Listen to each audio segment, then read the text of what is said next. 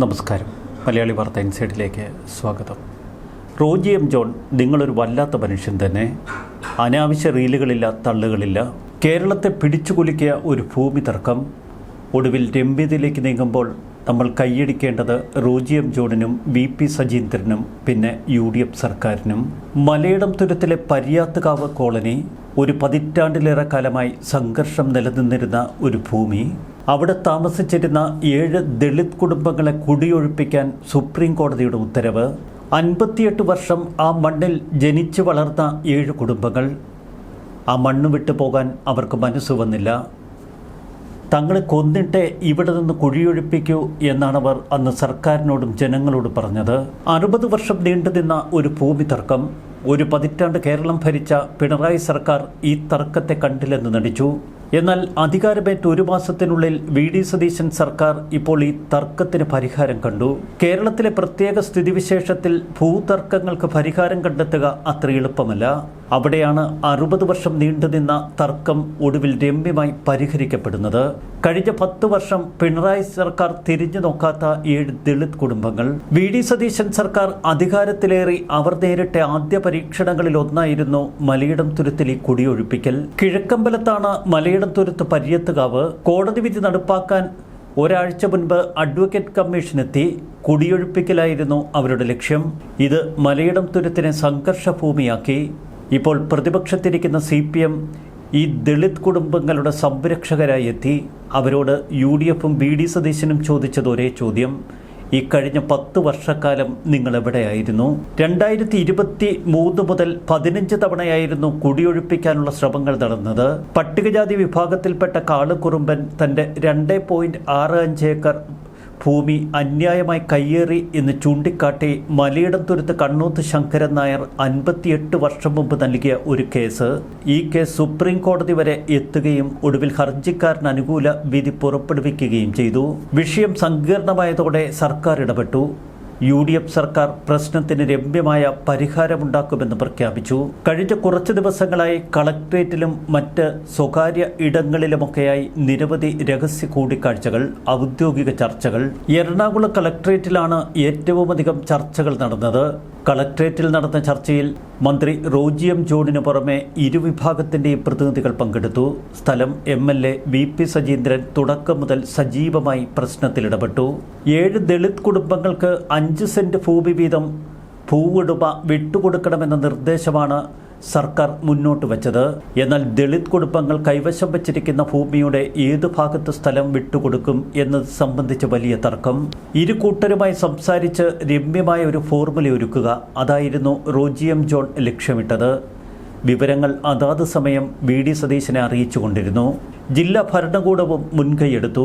ഒടുവിൽ ഇരു കൂട്ടരും ഒരു ധാരണയിലെത്തുമ്പോൾ സർക്കാരിന് തികഞ്ഞ കയ്യടിയാണ് ഇപ്പോൾ ജനങ്ങൾക്കിടയിൽ നിന്ന് കിട്ടുന്നത്. ഈ കഴിഞ്ഞ ദിവസം അർദ്ധരാത്രി വരെ നീണ്ടുനിന്ന ചർച്ചകൾ. എറണാകുളം കളക്ട്രേറ്റിലേക്കായിരുന്നു കേരളത്തിൻ്റെ കണ്ണുകൾ. ഒടുവിൽ ഒപ്പുതീർപ്പ് വ്യവസ്ഥകളിൽ ഇരുകൂട്ടരും ഒപ്പുവെച്ചു. മലയിടം തുരുത്ത് കുടിയൊഴിപ്പിക്കൽ വിഷയത്തിൽ അങ്ങനെ ഒരു വലിയ സമവായത്തിൽ എത്തിച്ചേർന്നു. സമവായ ഫോർമുല ഇന്ന് ഹൈക്കോടതിയെ ഔദ്യോഗികമായി അറിയിക്കും. ഇന്ന് ഹൈക്കോടതി വീണ്ടും ഈ കേസ് പരിഗണിക്കാൻ ഇരിക്കവെയാണ് അഡ്വക്കേറ്റ് ജനറലിന്റെ നിയമോപദേശത്തിന്റെ അടിസ്ഥാനത്തിൽ 5 മണിക്കൂറോളം നീണ്ടുനിന്ന മാരത്തൺ ചർച്ചകൾ കളക്ട്രേറ്റിൽ നടന്നത്. വലിയ തർക്കങ്ങൾക്കൊടുവിൽ ഉരുത്തിരിഞ്ഞ ഫോർമുല അത് യാഥാർത്ഥ്യമാകുന്നു. നിലവിൽ കുടിയൊഴിപ്പിക്കൽ ഭീഷണി നേരിടുന്ന 7 കുടുംബങ്ങൾക്ക് അവർ താമസിക്കുന്ന ഭൂമിയുടെ തൊട്ടു പിൻപിലായി 5 സെന്റ് ഭൂമി വീതം ഭൂവുടമയായ ശങ്കരൻ നായരുടെ കുടുംബം നൽകണം. ഈ ഭൂമി സൗജന്യമായി ഇവർക്ക് വിട്ടു നൽകും. ഈ 5 സെന്റ് ഭൂമി വീതമുള്ള കുടുംബങ്ങൾക്ക് ഉപയോഗിക്കാൻ കഴിയുന്ന റോഡും മറ്റ് സൗകര്യങ്ങളുമൊക്കെ സർക്കാർ ഒരുക്കും. അങ്ങോട്ടേക്ക് കടന്നുപോകാൻ ആവശ്യമായ റോഡിലുള്ള സ്ഥലവും ഉടമകൾ വിട്ടുകൊടുക്കും. 1000 ചതുരശ്ര അടി വിസ്തീർണമുള്ള വീടുകൾ സ്പോൺസർഷിപ്പിലൂടെ സർക്കാർ മുൻകൈയെടുത്ത് യാഥാർത്ഥ്യമാക്കും.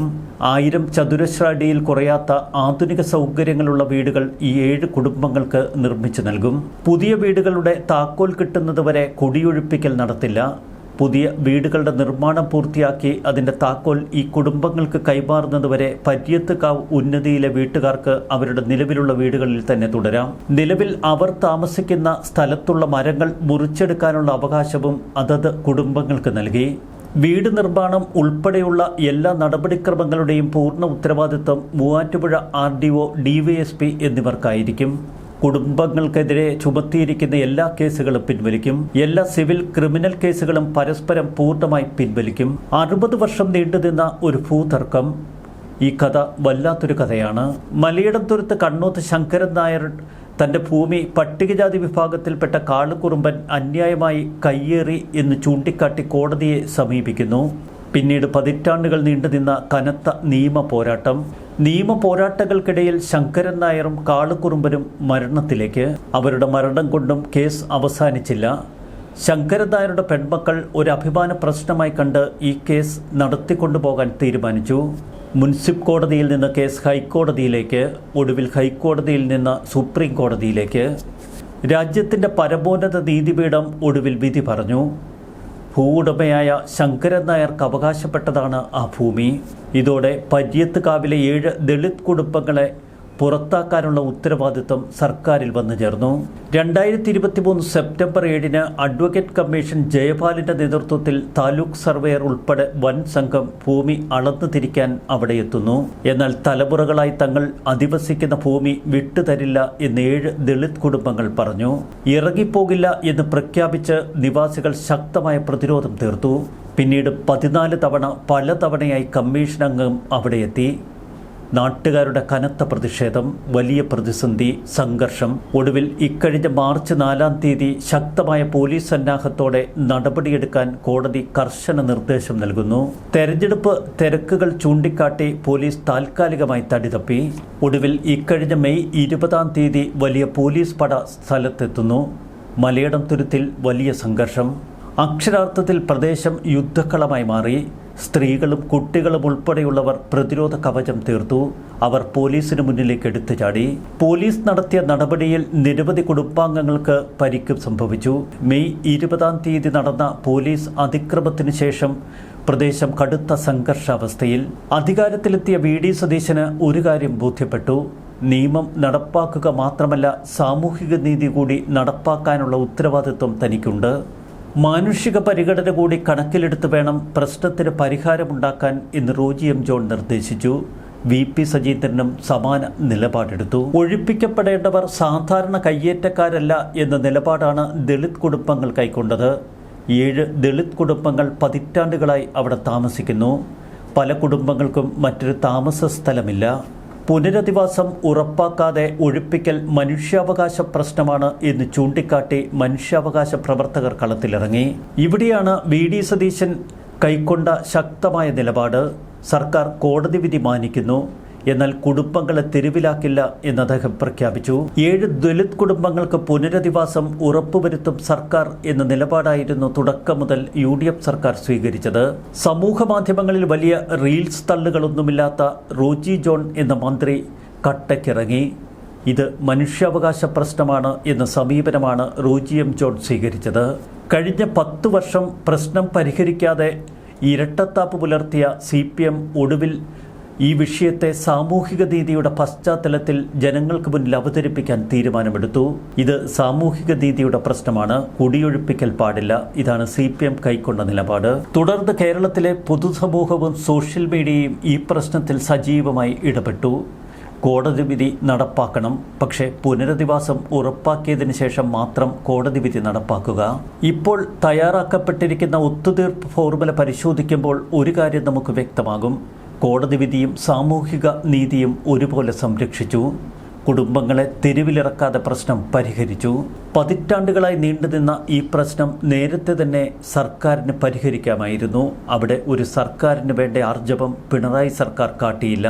മലയിടംതുരുത്ത് വിഷയം ഒരു വെറും ഭൂമി തർക്കമല്ല, അതിലപ്പുറം കോടതി വിധിയും സാമൂഹിക നീതിയും തമ്മിലുള്ള ഒരു സംഘർഷമാണ്. ദളിത് പുനരധിവാസം ഉയർത്തിയ ഒരു ചോദ്യമാണ്.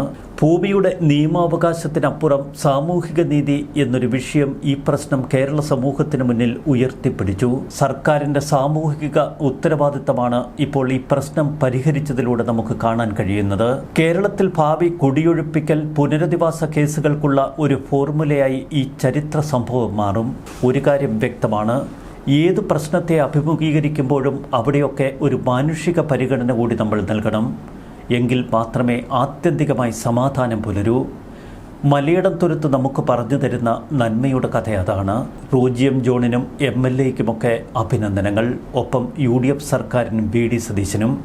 നിങ്ങൾ ആദ്യ അഗ്നിപരീക്ഷ സമർത്ഥമായി നേരിട്ടിരിക്കുന്നു. ന്യൂസ് ഡെസ്ക് മലയാളി വാർത്ത ഇൻസൈഡ്.